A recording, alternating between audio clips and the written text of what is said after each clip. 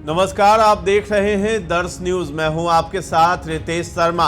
आज सुबह 4 बजे के करीब प्रशांत किशोर को पटना पुलिस घसीटते हुए ले गई है। जी हां, पटना के गांधी मैदान में 2 जनवरी से आमरण अनशन पर बैठे थे प्रशांत किशोर, जिसके बाद पुलिस ने ऐतराज जताया था और उन्हें नोटिस भी दिया गया था कि आप धरना स्थल पर जाकर के धरना दीजिए। लेकिन उसके बावजूद जो है प्रशांत किशोर पटना के गांधी मैदान में गांधी मूर्ति के नीचे डटे हुए थे और हजारों हजार की संख्या में छात्रों का जुटान वहां पर हो रहा था, जिसको लेकर के प्रशासन ने उन्हें नोटिस भी दिया था। इसके बावजूद जब प्रशांत किशोर नहीं माने और वहीं डटे रहे आमरण अनशन पर, इसके बाद जो है पटना पुलिस ने कार्रवाई की है और सुबह 4 बजे जो है प्रशांत किशोर को उठाकर वहां से घसीटते हुए ले गई है। जिसके बाद अब राजनीतिक दलों के जितने भी नेता हैं उनके तरफ से प्रतिक्रिया आनी भी शुरू हो गई है। इस बीच आरजेडी का भी सबसे बड़ा बयान आया है।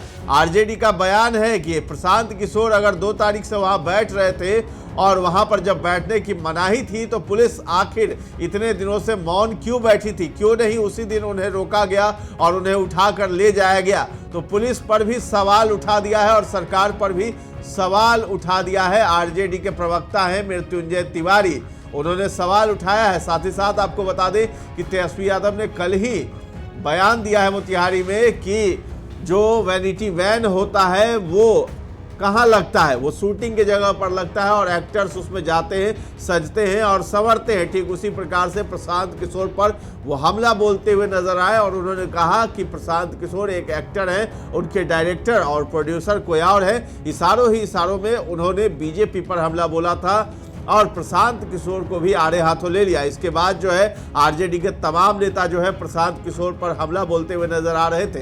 हालांकि पीके ने कल एक 51 सदस्यीय कमेटी बनाई छात्रों की, जिसमें उन्होंने कहा कि इसमें सिर्फ छात्र और कोई भी नेता इसमें शामिल हो सकते हैं कमेटी में, और मैं इन छात्रों का नेतृत्व नहीं करूंगा लेकिन आमरण अनशन पर बैठा रहूंगा।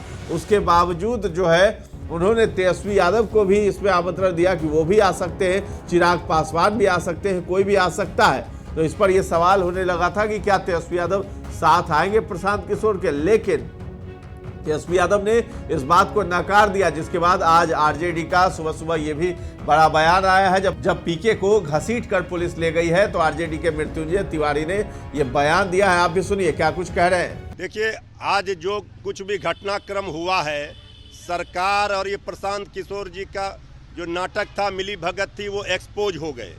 इनको छात्रों के बीपीएससी अभ्यर्थियों के भविष्य की चिंता नहीं, उनके आड़ में ये अपनी सियासत चमकाने का प्रयास कर रहे थे। जब गांधी मैदान प्रतिबंधित क्षेत्र था तो फिर पुलिस प्रशासन ने पहले ही दिन क्यों नहीं हटाया उनको, क्यों 4 दिनों तक दुकान सजाकर वो बैठे। और इस तरह का वीवीआईपी अनशन तो लोगों ने देखा ही नहीं होगा। बापू की आत्मा, गांधी जी की आत्मा कराह रही होगी। जो वहाँ 4 दिनों से नाटक चल रहा था, किस तरह का वैन लगाकर टॉयलेट करने जा रहे थे, 25 लाख जिसका पर डे किराया है। तो ये तो सरकार से मिली भगत थी। इनको छात्रों के बीपीएससी अभ्यर्थियों के भविष्य की चिंता नहीं थी। एग्जाम भी सरकार ने ले लिया। अब कह रहे हैं 51 सदस्य गर्दनी बाग में धरना देंगे, तो इनको हटाना था। अब इनसे हो नहीं पा रहा था आंदोलन, कोई साथ दे नहीं रहा था, तो सरकार से मिल करके ये सब किया जा रहा था। नाटक नौटंकी छात्र नौजवान भी समझते हैं और पूरी तरह से ये जो एक्सपोज हुए हैं, इसको कभी माफ बिहार का छात्र नौजवान नहीं करेगा। तेजस्वी जी छात्रों को, बीपीएससी अभ्यर्थियों को न्याय दिलाएंगे।